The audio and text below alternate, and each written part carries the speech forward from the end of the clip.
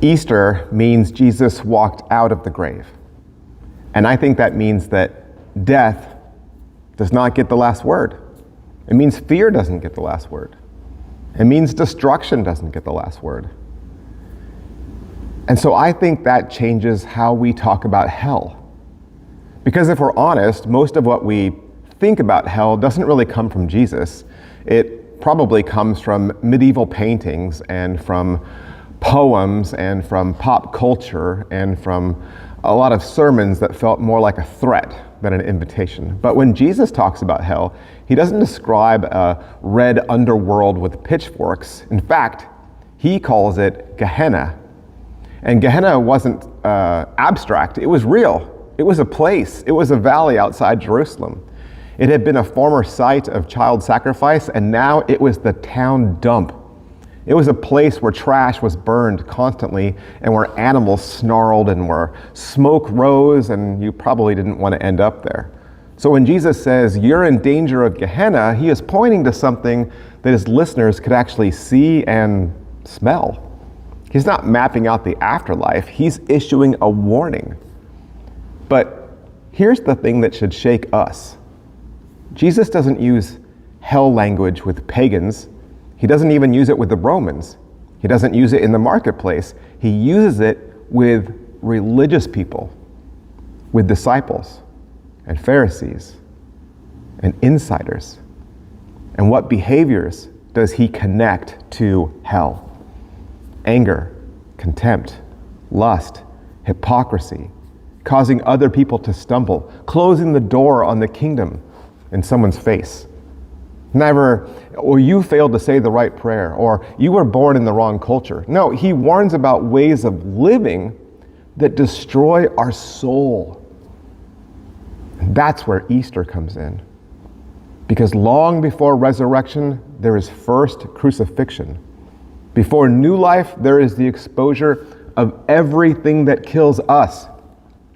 Anger kills relationships. Lust dehumanizes people. Hypocrisy poisons churches. Fear shrinks obedience. All those things, they are not harmless. They burn. They isolate. They turn your inner world into something that smells like smoke. And when Jesus warns about hell, he is not talking about some eternal torture in the future. He's urgently telling people, hey, don't live in ways that turn your life into a dump. And I think we miss that because we've turned hell into some future threat for them. But Jesus uses it as a present warning for us. And that matters because it's very easy for Christians to talk about hell as somebody else's destiny. It's a lot harder to ask, where is anger burning in me? Where is pride shutting someone else out? Where am I treating a person like garbage instead of someone who's made in the image of God? Where have I created a little hell in my own heart? Through Easter, Jesus defeats death. He steps into humanity's worst. He takes on betrayal and violence and mockery, religious hypocrisy, political injustice, all the things that make this world feel like a burning pile of trash. He absorbed it, and then he walked out alive. Resurrection is not just proof that heaven exists, it's proof that destruction doesn't win. So when Jesus warns about hell, he is not threatening you so that you obey. He's inviting you out of self-destruction. He says, I didn't rise from the dead so that you could live in anger. I didn't conquer death so that you could be ruled by fear. I didn't overcome the grave so that you could then close the door on other people. He's saving Christians from thinking that hell is only about the afterlife. He's saving us from living in hell now.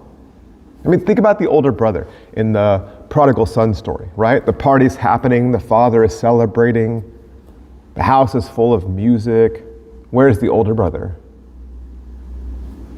He's standing outside, grumpy, and he doesn't want to come in. He chooses loneliness. That's hell language. The Father comes out, invites him in. That's resurrection language. Easter says the door is open. But someone could still choose to stand outside. So maybe the real question isn't, who is going to hell when they die? Maybe the better question is, where is Jesus inviting me out of destruction? Out of bitterness? Out of contempt? Out of performing? Out of fear? Jesus still saves Christians. Not just from sin in the abstract, not just from punishment in the future, he saves us from becoming the kind of people who live outside the celebration. You know, that trash dump was outside the city, but resurrection happens inside. You don't have to live outside. You don't have to live in the smoke. You don't have to stay outside the walls. Easter is here. Easter says Christ is calling.